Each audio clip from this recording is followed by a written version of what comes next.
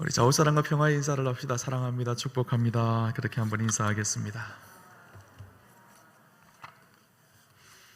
예, 수요일에 뵈니까 더 좋은 것 같습니다. 네, 수요일 뵈도 열심히 잘 드리는 은혜와 복이 있었으면 좋겠어요.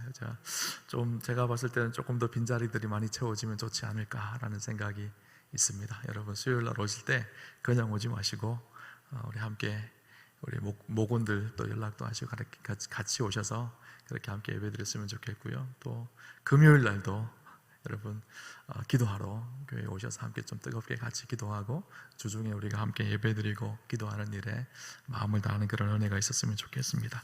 우리 가슴에 손을 얹고 한번 같이 고백하도록 하겠습니다. 주님, 오늘 마음의 문을 열고 주의 말씀을 듣기를 원합니다. 주님, 오늘도 말씀하여 주옵소서. 말씀에 능력이 있습니다. 말씀에 생명이 있습니다. 들은 만큼 변합니다. 들은 만큼 열매 맺습니다. 아멘. 오늘도 들은 만큼 변하고 들은 만큼 열매 맺는 복된 밤 되시기를 주님 이름으로 축원합니다. 교회사에 위대한 인물을 한 명 뽑으라면 아마 많은 사람들이 뽑는 한 명이 누군가 하면 어거스틴을 뽑을 것입니다. 근데 어거스틴이 원래 예수를 믿기 이전에 믿음의 가정에서 태어났지만 그건 예수를 안 믿는 사람이었었어요. 그래서 젊었을 때 굉장히 방탕하고 음탕한 삶을 그렇게 살아가게 되어졌죠. 근데 그가 우리가 잘 알듯이 만이교라는 이단 교회에도 들어가기도 하고요.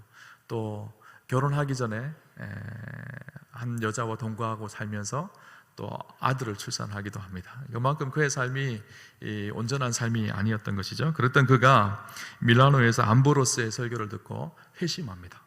변화가 일어나죠. 그 다음부터 믿음으로 말씀으로 그렇게 살아가기 시작하죠. 한 번은 길을 가다가 어거스틴이 그 전에 자주 다녔던 술집의 한 여인이 그를 만나게 되어져요. 그 여인이 묻습니다. 왜 요즘은 저희 술집에 오지 않습니까? 그러면서 그 어거스틴을 유혹하기 시작했어요. 그때 어거스틴이 이렇게 대답합니다. 옛날에 어거스틴은 죽었고 나는 새 사람이 되었습니다 하고 지나갔다는 거예요. 여러분, 우리가 예수를 믿는다는 삶, 믿는다는 것은요, 거룩한 변화를 경험하는 것입니다. 우리 겉사람이 변하는 것이 아니라 우리의 속사람이 변하는 거예요. 세상 사람들은 사람은 잘 안 바뀐다고 합니다. 변화되지 않는다고 얘기하죠. 그런데 성경은 우리에게 끊임없이 하는 얘기가 그리스도 안에서 변화된다는 거예요. 새 사람이 되어진다는 거예요. 세상 사람들은 상담학이나 심리학을 공부해보면요, 사람은 바뀌지 않는다는 것을 계속 강조합니다. 그 사람의 기질과 특질은 바뀌지 않는다는 것, 그 사람의 형질과 그 사람의 이 성격과 그 사람의 혈액형, 요즘에 혈액형으로도 사람을 분석하더라고요. A형은 좀 소심하고 AB형은 좀 날카롭고 좀 O형은 좋은 성격이라 그러고, 그죠? 그런데 그리스도 안에 있을 때는요, 우리 기질이 바뀌어지기 시작하고요, 우리 혈액형이 바뀝니다. 어떤 혈액형으로 바뀔까요? 예수의 피, 제2형으로 바뀐다 그러더라고요. 누가? 그리스도의 피가 우리 안에 흘러서 그리스도 안에서 변화된 사람으로 살아간다는 거예요. 기질도 여러 가지 기질이 있죠. 우울질, 담즙질, 점액질, 다혈질, 여러 가지 기질들이 있는데 예수의 형질로 바뀌어줘야 합니다. 예수질로 바뀌어줘야 돼요. 그리스도를 닮아가고 그리스도의 성품이 우리의 삶 속에 드러나는 것. 그리스도 안에 있다는 것은요, 옛 자아에서 벗어나서 새로운 사람으로 변화되어졌다는 거예요. 그래서 그리스도 안에서 변화된다는 일은요, 이상한 일이 아닙니다. 지극히 정상적이고 자연스러운 일이에요. 진짜 우리가 그리스도 안에 살아가면요, 진짜 주님을 만나면요, 변화될 수밖에 없어요. 그죠? 그것이 복음입니다. 오늘 본문을 보면요, 예수 안에서 속사람이 변한 사람의 이야기가 나옵니다. 우리가 잘 아는 베드로와 요한 이야기죠. 베드로와 요한의 오늘 모습을 보면요, 어떻게 이렇게 바뀌었을 수가 있을까라는 생각이 들 정도로 그들의 모습 속에 변화된 그리스도인의 모습이 어떤 모습인지를 우리에게 보여주고 있습니다. 예수님의 제자들은 열심히 복음을 전했죠. 우리가 좀 앞에 있는 내용들을 정리를 하면요, 베드로가 이 사도행전 2장의 성령 강림 사건 경험 후에 그곳에서 모여든 사람들에게 복음을 전하니까 복음을 듣고 변화된 사람이 3,000명이 회심하고 변화되는 사건이 일어났어요. 그리고 3장에 안전뱅이 사건이 있었죠. 안전뱅이 사건을 통해서 성전 미문에서 구걸하다 안전뱅이가 일어나는 사건이 있었어요. 그 일을 보고 솔로몬 행각에 많은 사람들이 모여옵니다. 그곳에서 이 베드로가 복음을 전하죠. 복음을 전하니까 어떻게 되죠? 5,000명이 예루살렘에서 회심하고 변화되어져서 예수 믿는 사람들이 나오게 되어졌어요. 그전에는 이 기독교인들, 그러니까 복음 안에서 변화된 사람들이 소수의 사람들이었었어요. 그런데 이제는 예루살렘에 상당한 많은 사람들이 그리스도를 알고 복음 안에서 회심하고 변화되는 일들이 일어납니다. 그 일들을 보고 당시의 주도권자였던 이 대제사장들과 바리새인들, 사두개인들, 백성의 장로들이요 긴장하기 시작했습니다. 그래서 그들이 조치했던 것이 무엇인가 하면 베드로와 요한을 감옥에 가두는 일이었었어요. 감옥에 가두어두고 하룻밤 지나고 나서 산헤드린 공회를 소집을 합니다. 당시 산헤드린 공회는요 이스라엘을 통치하는 통치기구였었어요. 그래서 이스라엘의 종교 지도자들이 모여서 정치적인 일도 함께 다루는 그런 모임장, 요즘으로 하면 국회 정도 되는 그런 곳이 바로 산헤드린 공회거든요. 그곳에 베드로와 요한을 세웠습니다. 공회원들의 생각 속에는 베드로와 요한이 어떤 사람이죠? 갈릴리 시골에서 온 사람이거든요. 별 볼 일 없는 연약한 사람이라고 그들은 생각했을 거예요. 그들이 복음을 전하고 있지만 몇 번 급박하고 윽박지르면 아마 그들이 무서워서 덜덜 떨면서 아무것도 할 수 없겠다고 용서를 빌 거라고 생각을 했을 것 같아요. 실제로 그들이 그렇잖아요. 갈릴리에서 온 시골 어부들이었잖아요. 세상적으로 봤을 때는 별로 능력이 없었던 사람들이 바로 그들이었었어요. 그런데 오늘 성경에 보면요 놀라운 일이 일어납니다. 별 볼 일 없을 것 같던 그들이요 공의 앞에서 아주 담대하게 그렇게 복음을 선포하고 전하는 이야기들이 기록되어져 있어요.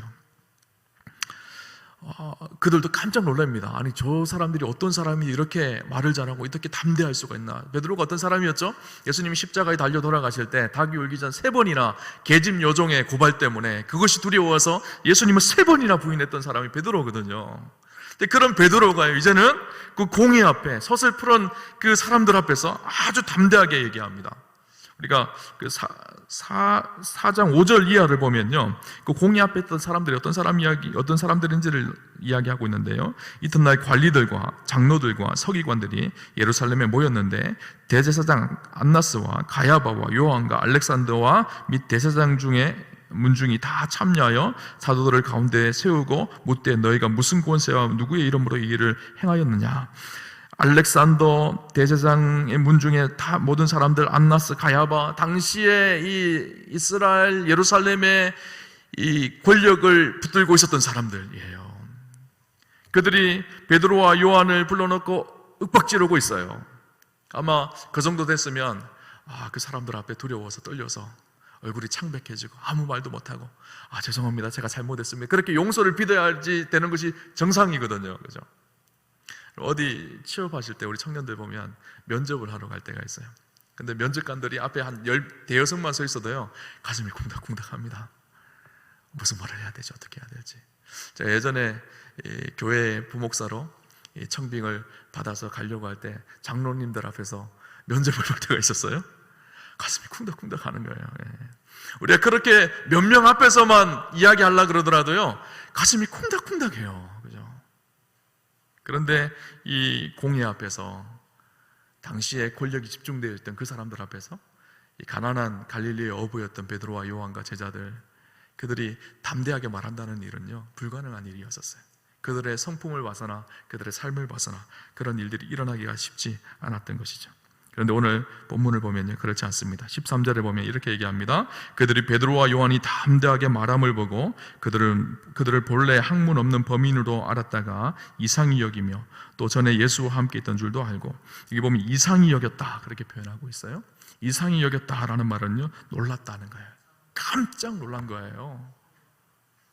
도대체 저 갈릴리의 시골에서 온 저 촌놈들이 저렇게 어떻게 담대하게 이 공의 앞에서, 이스라엘의 지도자들이 절비한 이곳에서 이렇게 담대히 이야기하느냐는 거예요. 예전에 베드로와 요한이 아닌 거예요. 그들이 완전히 새로운 모습으로 바뀌어진 것이죠. 저는 목사이기 때문에 간혹 우리 성도들을 볼 때 참으로 안타까울 때가 있습니다. 어떤 때인가 하면요, 예수를 오래 믿는다고 믿었는데 여전히 변화되지 않는 성도들을 볼 때 참 마음이 안타까워요. 여전히 예수를 믿는다고 하지만 세상의 작은 문제 앞에서도 벌벌 떨고 두려워하는 성도들을 볼 때 참 마음이 아파요. 예수를 믿고 오랫동안 신앙생활을 했는데 여전히 세상의 정욕과 탐욕과 욕심을 버리지 못하여서 그곳에 붙들려 살아가는 그리스도인들을 볼 때 참으로 마음이 안타깝습니다. 예수를 오래 믿는다고 믿었는데 여전히 입이 거칠고 여전히 분쟁하고 다투는 모습들을 볼 때 목사는 참 마음이 힘들고 아픕니다. 그리스도 안에 마땅히 일어나야 될 것이 무엇일까요? 그리스도 안에 변화되어지는 삶인 거예요. 그죠? 예수를 진짜 제대로 믿으면요, 삶의 변화가 일어나야 합니다. 그것은 목사도 마찬가지라는 생각이 들어요. 한 목사님이 저한테 그러더라고요. 목사님, 목사가 되기 전에 좋은 그리스도인이 되십시오. 그러더라고요. 그 말이 진리라고 생각을 했어요. 목사가 목회는 잘할 수 있을 것입니다. 좋은 말로, 다양한 말로 성도들을 잘 그렇게 설교도 하고 감흥은 줄 수 있을 거예요. 그러나 진짜 그리스도인답게 변화되어지는 목회를 하는 것, 목사가 되는 것, 이것이 진짜 진리일 것 같다는 생각이 들어요. 목사가 된다는 것은 세상의 명예와 영광을 버리고 주를 위해 살기로 결심한 것이잖아요. 많은 오늘 안타까운 현실은 다 그런 건 아니겠지만 목사님들 중에서도 교회 안에서 명예와 교회 안에서 영광을 바라보면서 목회를 하는 분들이 있을 때가 있죠. 변화된 것 같지만 여전히 변화되지 않는 그리스도인으로 살아가는 목회자들 뿐만 아니라 많은 그리스도인들이 사실 그런 모습을 볼 때 참으로 마음 아픈 일이라는 생각을 해봅니다. 진짜 예수 믿는다는 것은요, 삶 속에 변화가 일어난다는 거예요. 새로운 삶으로 변화된다는 것이죠. 우리 안에 변화가 일어나지 않는 이유가 무엇일까요? 복음의 능력이 약해져서일까요? 하나님의 능력이 약해져서일까요? 아니에요. 우리의 믿음에 문제가 있다는 거예요. 우리의 믿음에 뭔가 심각한 문제가 있기 때문에 변화되지 않는다는 것이죠. 교회를 오래 다닌다고 변화되는 것은 아니라는 생각이 들어요. 교회에서 중요한 직분을 가졌다고 해서 성도가 변화되는 것은 아니라는 생각이 들어요. 예수를 제대로 믿을 때, 예수님을 진짜 만나야 인생의 변화가 일어납니다. 오늘 베드로와 요한이 도대체 어떤 일이 저희들의 인생 가운데 있었기에, 저들의 신앙의 고백이 어땠기에 저들의 삶에 변화가 일어났는지를 좀 함께 나누려고 합니다. 여러분, 변화는요, 두 가지가 있어요.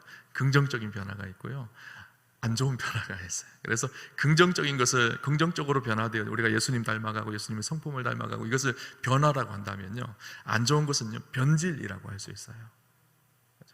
우리가 잘못하면요, 변화하기보다는요, 변질되어질 수 있다는 거예요. 하나님 앞에서 온전하게 그리스도인으로 변화되어져야 되는데 잘못하면 신앙생활을 하면서도 변질이 일어날 수가 있습니다. 1491년에 이런 일이 있었다고 합니다. 이 이야기가 저는 사실인지 아닌지는 정확하게는 모르겠어요. 그렇지만 여러분이 이런 예화를 많이 들어보셨을 거예요. 그런데 그 속에서 무엇을 말하는지 우리가 좀 잘 캐치했으면 좋겠다는 생각이 듭니다. 이태리 밀라노에서 세인트 마리아 이 수도원에 벽화를 그리기 위해서 1491년 당시의 로마 교황청에서 화가를 찾았습니다. 발탁된 화가가 누군가 하면 레오나르도 다빈치였었어요. 그가 그릴 그림이 무엇인가 하면 최후의 만찬이었었습니다. 최후의 만찬에 예수님 주위에 제자들이 쭉 앉아 있었잖아요. 그죠? 처음에 이 레오나르도 다빈치의 걱정이 되었던 것이 도대체 예수님을 누구로 모델로 할까라는 걱정이 생겼어요. 여기저기 사람들을 찾아다니면서 누가 예수님의 모델이 되어줬으면 좋을까 사람들을 찾아다녔어요. 그런데 한 교회에서 예배 드릴 때 성가대에서 찬양하는 아름답고 잘생긴 청년을 보면서 예수님이 만약에 계시면 저 모습일 거다라는 생각을 하고 그 사람을 불렀어요. 이 내가 그리려고 하는 이 작품에 예수님의 모델이 되어주십시오 하고 그 사람을 모델로 놓고 예수님을 그리기 시작했다는 거예요. 그렇게 예수님을 그리고 다른 제자들 한 명 한 명을 그리고 제자들을 채워오는데 6년이 걸렸다고 해요. 그리고 마지막 제자를 채워놓으려고 하는데 마지막 제자가 누구였는가 하면 가룟 유다였습니다. 가룟 유다를 누구를 그릴까? 한참을 찾아도요 대상이 잘 나타나지 않는 거예요. 이 예수님을 팔아버린 가룟 유다는 어떤 모습일까? 여기저기 나쁜 사람들을 찾아보고 했는데 잘 어울리지 않는 거예요. 로마 시장이 와서 레오나르도 다빈치에게 이런 조언을 줍니다. 사형 선고를 받고 사형을 기다리고 있는 사형수들을 찾아가서 그 중에서 한 명을 찾으면 가룟 유다를 그리지 않을까라고 조언을 해줘요. 그래서 그가 사형수들을 찾아다녔어요. 딱 봤는데 한 명이 딱 가룟 유다 같은 사람이 있는 거예요. 가장 흉악한 범죄를 저지른 사형수가 딱 보니까 가룟 유다 같은 거예요. 그에게 도움을 요청해서 잠깐 나와서 그림의 모델이 되어달라고 얘기를 해서 그를 데리고 나서 그림을 그립니다. 그림을 다 그리고 다시 이제 감옥으로 돌려보내려고 하는데 그가 이런 얘기를 합니다. 자기를 아느냐는 거예요. 레오나르도 다빈치가 나는 당신을 만나본 적도 없고 지금 처음 보는 내가 당신을 어떻게 알겠어? 그렇게 얘기를 하니까 그 사람이 하는 말이 제가 6년 전에 예수님의 모델이었던 사람입니다 라고 그러는 거예요. 그 6년 전에 하나님을 찬양하고 하나님을 예배했을 때 당신이 나를 부르셔서 내가 예수님의 모델이었는데 내가 그 이후에 어떤 일로 인해서 내 삶을 막 살게 되어졌습니다. 술 취하고 방탕하고 그러다 보니까 누구를 죽여서 이렇게 감옥이 되어서 결국 사형 선고를 받게 되었습니다. 험악한 모습으로 이렇게 바뀌어졌다는 거예요. 여러분, 이것이 변질인 것이죠. 그리스도인은요, 날마다 예수님을 닮아가는 사람이에요. 오늘보다는 내일, 또 내일보다는 그 다음 날, 그 다음 날보다는 또 그 다음 날, 그 다음 날보다는 더 그 다음 날. 주님 오시는 그날, 주님 앞에 서는 그날까지요, 우리는 날마다 그리스도를 닮아가는 사람이어야 돼요. 근데 안타깝게 많은 그리스도인들이요, 그리스도를 닮아가는 그 변화의 은혜를 놓치기 시작하면요, 변질되기 시작해요.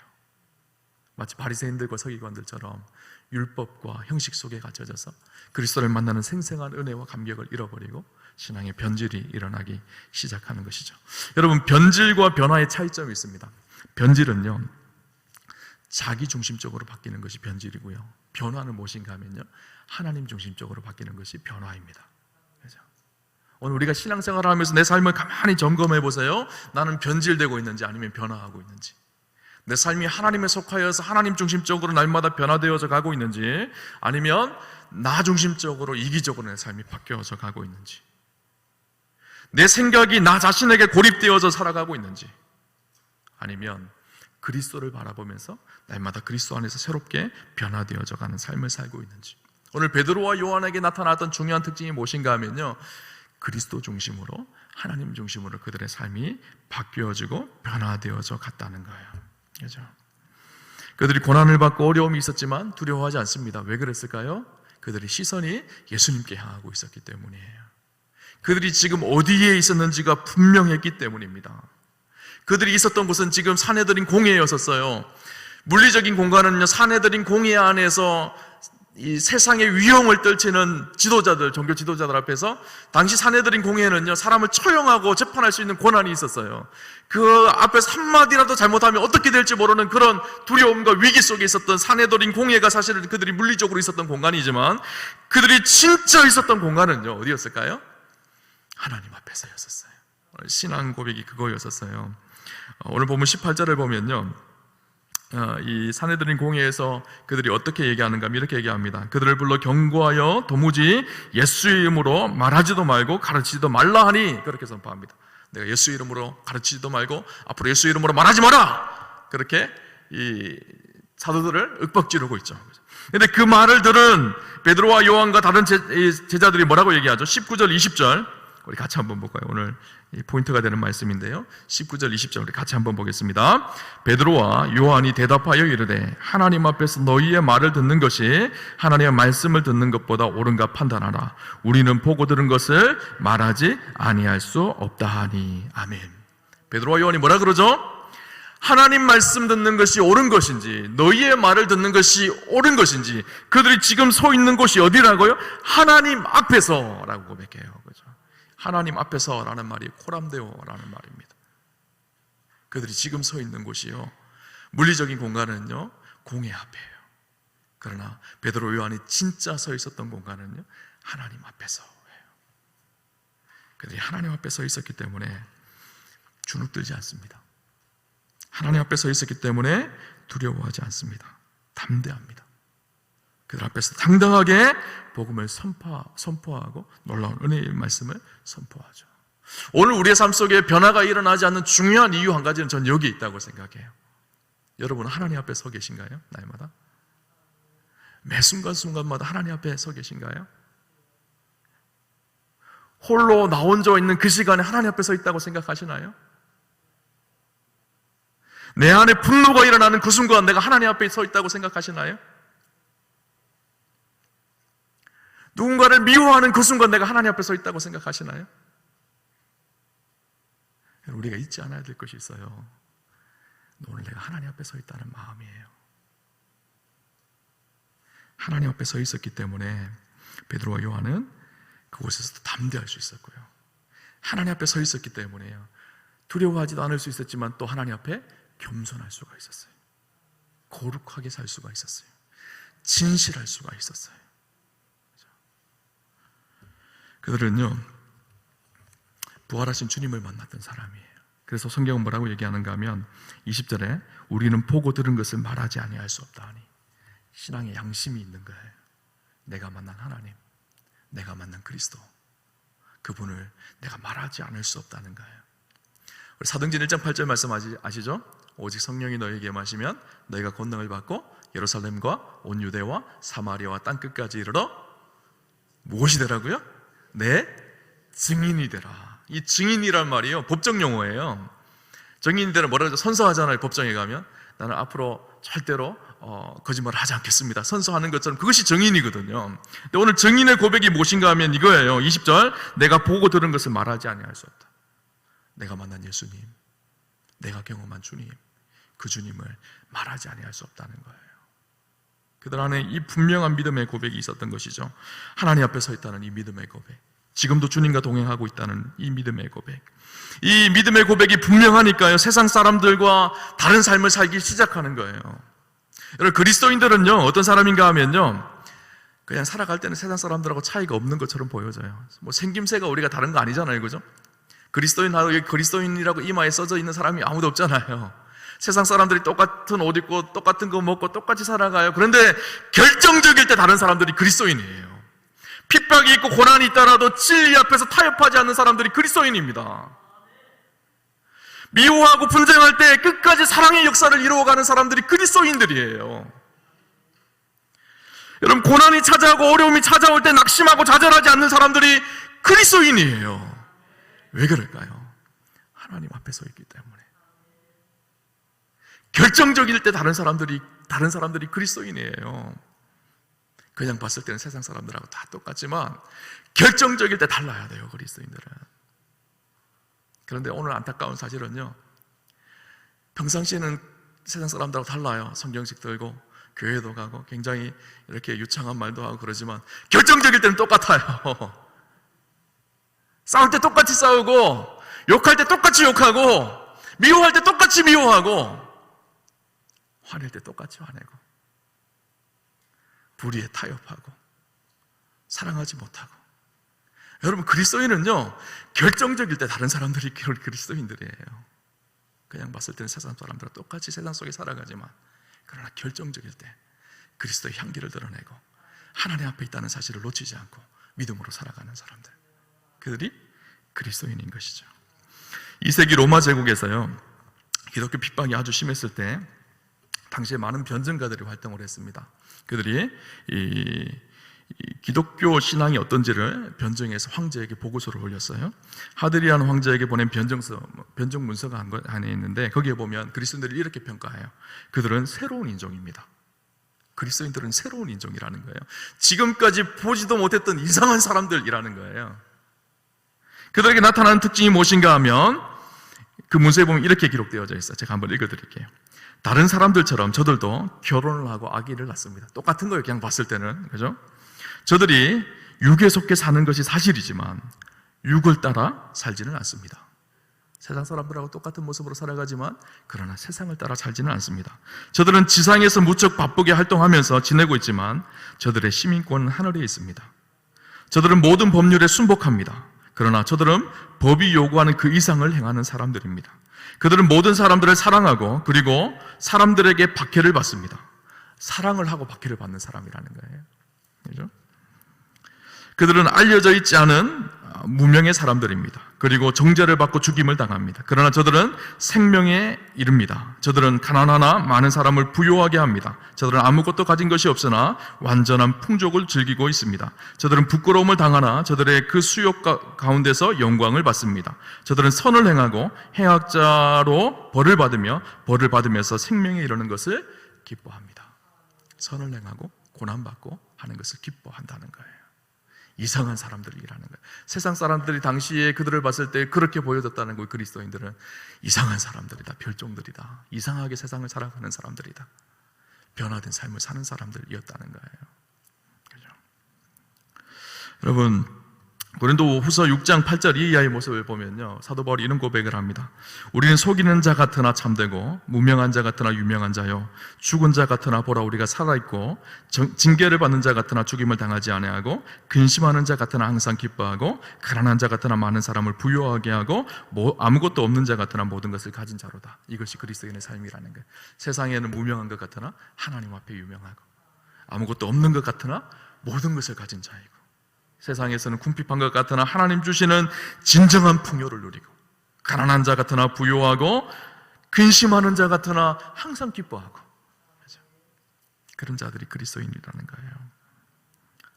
세상은요, 속빈 강정 같은 모습, 소리만 요란하고 실속이 없는 모습, 겉과 속이 다른 거짓된 모습이 세상의 모습이라면요, 그리스도인은요, 거룩하게 변화되어서 세상의 빛과 소금으로 살아내는 하나님의 사람들, 그들이 그리스도인이에요. 그렇죠? 여러분, 우리 그리스도 안에 좀 이런 삶을 살아가는 축복이 있었으면 좋겠습니다. 사실은 말씀을 준비하며 저한테 했던 질문이, 김종용 목사, 좀 이렇게 살아가자, 이렇게 고백하면서 말씀을 묵상했던 것 같아요. 그렇죠? 여러분, 그들 안에는요, 분명한 신앙의 고백이 있었습니다. 하나님 앞에서, 오늘 내가 하나님 앞에 서 있다는 거예요. 하나님 앞에 서 있을 때 나타나는 두 가지 특징이 있어요. 하나는요, 두려움이 없습니다. 세상의 어떤 고난 앞에서도 두렵지 않아요. 살아계신 하나님이 내 앞에 계시기 때문에, 살아계신 하나님이 나와 함께 하시기 때문이죠. 그래서 오늘 본문, 하나님 앞에서 너희 말 듣는 것이 하나님 말씀 듣는 것보다 옳은가 판단해봐라. 그 서슬이풀한 그 두려운 공회 앞에서 베드로와 요한이 했던 말이, 하나님 앞에서 네 말을 듣는 것이 옳은 것인지, 아니면 하나님의 말씀을 듣는 것이 옳은 것인지 잘 판단해봐라. 아주 담대하게 얘기하죠. 마틴 루터가 종교개혁을 일으킬 때 브룸스 의회 앞에서 종교개혁 재판을 받게 되어집니다.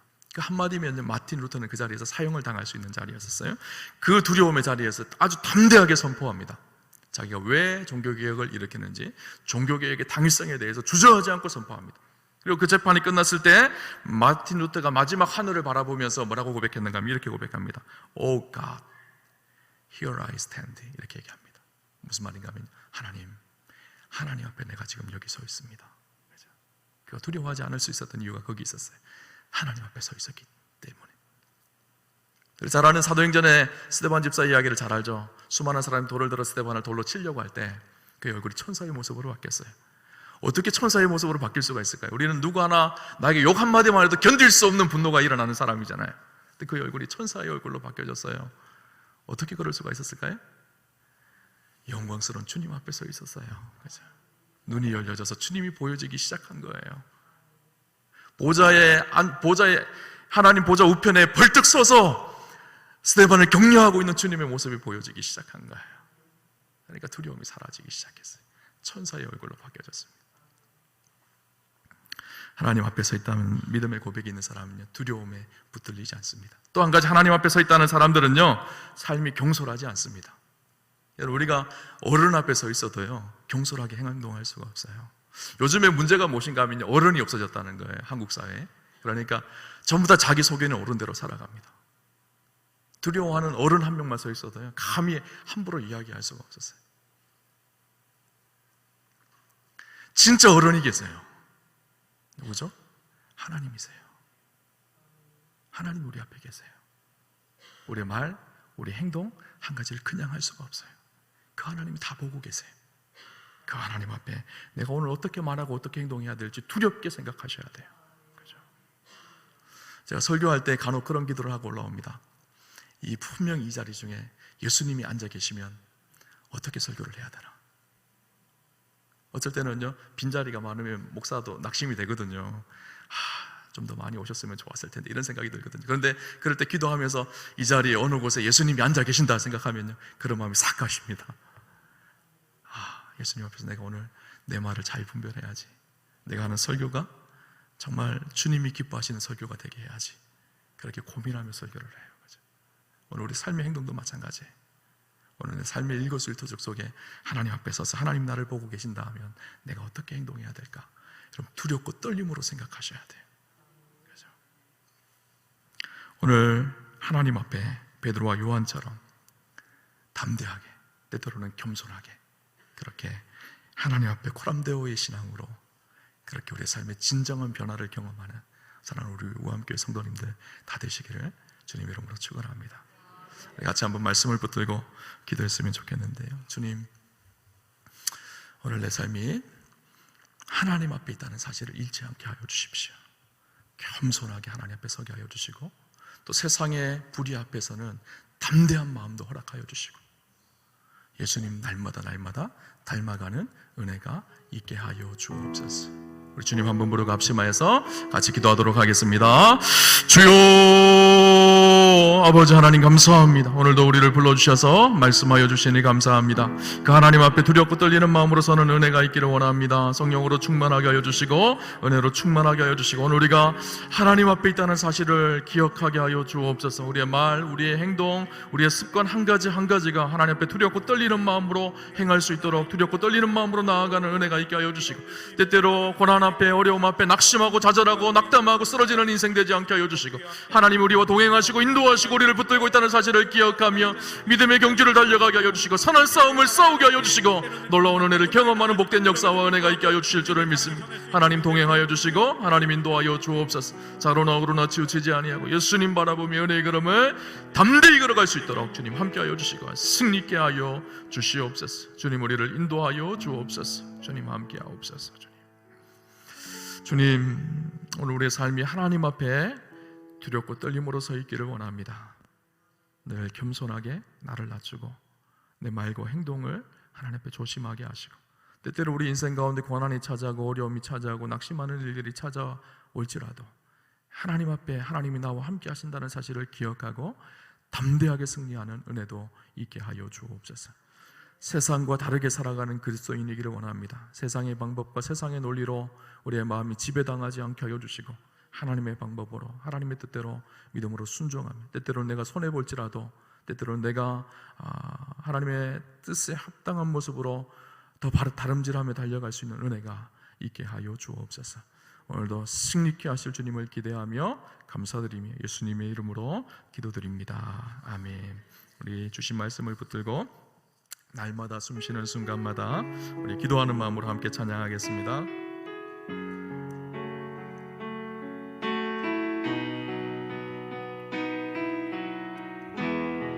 날마다 숨쉬는 순간마다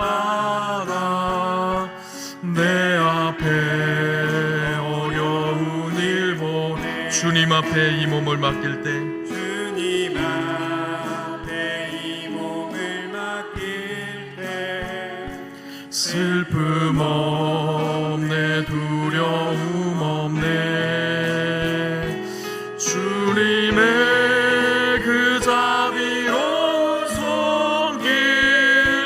항상 좋은 것 주시도다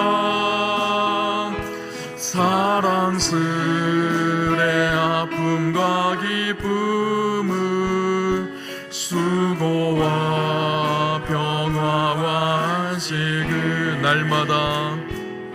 날마다 주님 내 곁에 계셔 자비로 날 감싸주시네 주님 앞에 이 몸을 맡길 때 힘주시네 위로함 주네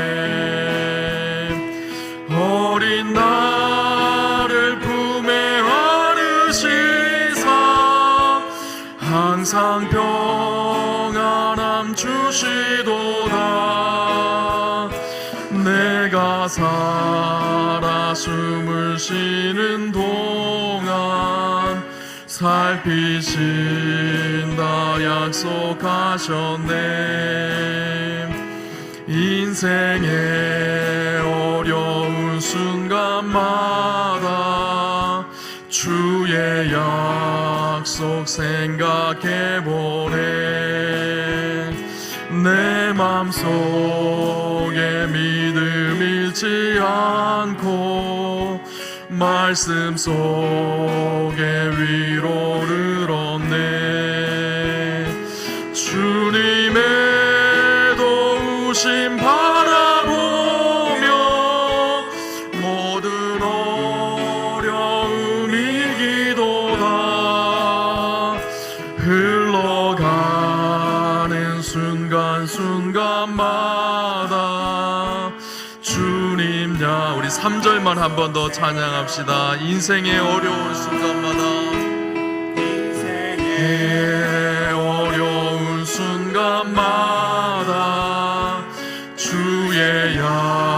약속 생각해보네. 내 맘속에 믿음 잃지 않고 말씀 속에 위로를 얻네. 주님의 자비심 바라보며 모든 어려움 이기도다. 흘러가는 순간순간마다 주님 약속 새겨봅니다.